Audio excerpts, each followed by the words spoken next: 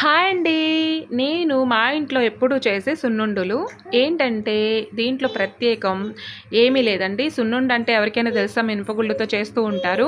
అలానే నేను కూడా మా బాబుకి 10 రోజులకోసారి ఇలా సున్నుండ పెడుతూ ఉంటానన్నమాట. మా పాపకు కూడా ఇప్పుడు అలవాటు చేస్తూ ఉన్నాను. చాలా హెల్త్కి మంచిదండి, ఆడపిల్లలకు కానీ మగపిల్లలకు కానీ.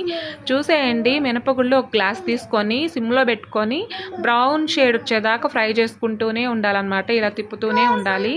చూసేయండి, బ్రౌన్ షేడ్ వస్తుంది అనమాట. ఇలా బ్రౌన్ షేడ్ వస్తే చాలు.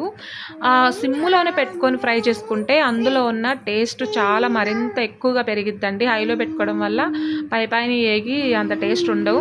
ఇవి వచ్చేసి అవిసె గింజలు. అవిసె గింజలు హెల్త్కి చాలా చాలా మంచిది, మీ అందరికీ తెలిసిందే కదా. ఇది హెయిర్ గ్రోత్ చాలా బాగుంటుంది. డాక్టర్సే మనకి చెప్తున్నారండి ఈ అవిసె గింజలు హెయిర్కి చాలా మంచిదని చెప్పి. మీరు తెలియని వాళ్ళకి చెప్తున్నాను అనమాట. తినడానికి కానీ ఏదో ఒక విధంగా చూడండి, రోజుకు ఒకసారి ఒక స్పూను.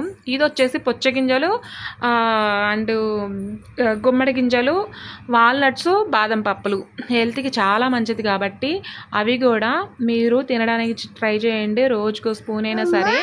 ఇవి ఇలా చేయటం వల్ల మనం రోజు తీసుకునే దాంట్లో సున్నుండలో ఇలా కలుపుకొని చేసుకోవడం వల్ల రోజు తింటాం కాబట్టి చాలా మంచిది.